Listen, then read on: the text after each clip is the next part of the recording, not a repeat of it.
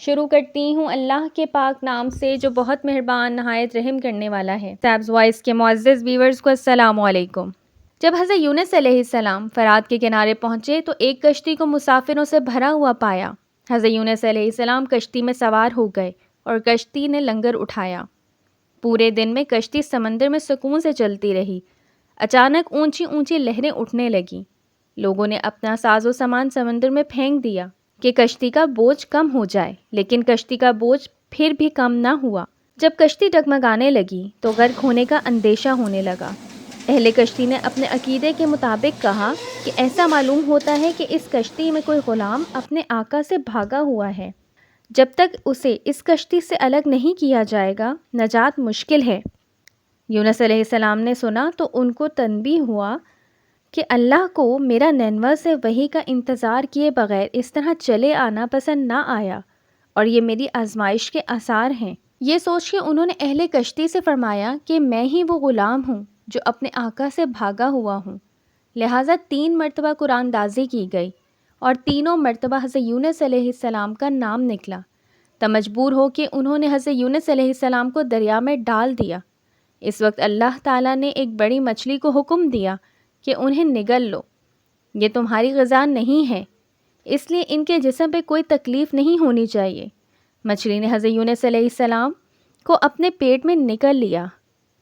یونس علیہ السلام نے مچھلی کے پیٹ میں خود کو زندہ پایا تو بارگاہ الہی میں اپنی ندامت کا اظہار کیا کہ میں وحی کا انتظار کیے بغیر اور اللہ تعالیٰ سے اجازت لیے بغیر امت سے ناراض ہو کر نینوا سے نکل آیا۔ حضرت یونس علیہ السلام نے مچھلی کے پیٹ میں اللہ کو پکارا۔ ان پر 3 اندھیرے اکٹھے ہو گئے تھے، رات کا اندھیرا، مچھلی کے پیٹ کا اندھیرا اور سمندر کا اندھیرا۔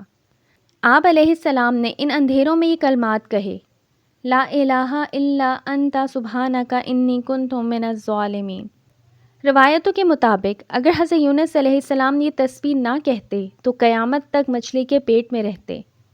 رسول اللہ صلی اللہ علیہ وآلہ وسلم نے فرمایا کہ جب یونس علیہ السلام نے یہ دعا کی تو یہ کلمات عرش کے گرد گھومنے لگے۔ فرشتے کہنے لگے یہ بہت دور دراز سے آواز آ رہی ہے، لیکن کان اس آواز سے آشنا ضرور ہیں اور آواز بہت کمزور ہے۔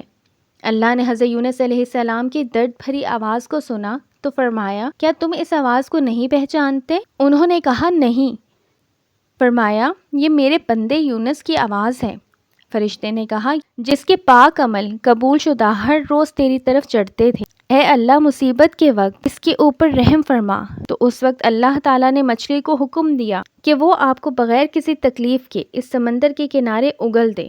روایتوں کے مطابق حضرت یونس علیہ السلام 40 دن اس مچھلی کے پیٹ میں رہے اور اس کے بعد اللہ کے حکم سے اس مچھلی نے آپ علیہ السلام کو سمندر کے کنارے اگل دیا۔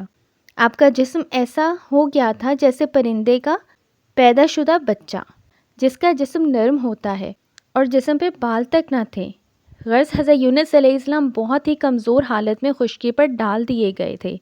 اس کے بعد اللہ نے سمندر کے کنارے پر ایک بیلدار درخت اگایا۔ روایتوں کے مطابق وہ کدو کا پودا تھا جس کے ذریعے آپ علیہ السلام پر سایہ ہو گیا۔ اس کے علاوہ اللہ تعالیٰ نے ایک جنگلی بکری بھیجی جو زمین کی گھاس اور جڑی بوٹیاں کھاتی تھی اور صبح شام آپ کو دودھ پلاتی تھی، یہاں تک کہ آپ تندرست ہو گئے۔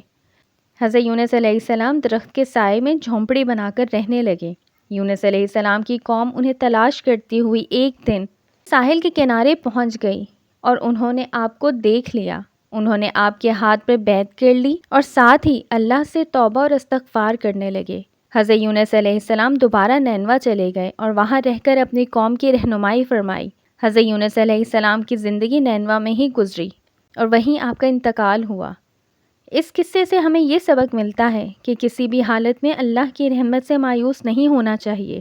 راستے ان کے لیے کھلتے ہیں جو اللہ کی ذات پہ بھروسہ رکھتے ہیں۔ امید کرتی ہوں آج کی ویڈیو آپ کو پسند آئی ہوگی۔ چینل کو لائک اور سبسکرائب کرنا مت بھولیے گا اور ساتھ میں بیل کے آئیکن کو بھی پریس کر لیں تاکہ آنے والی مزید انفارمیٹیو ویڈیوز کا نوٹیفیکیشن آپ کو ٹائملی ملتا رہے۔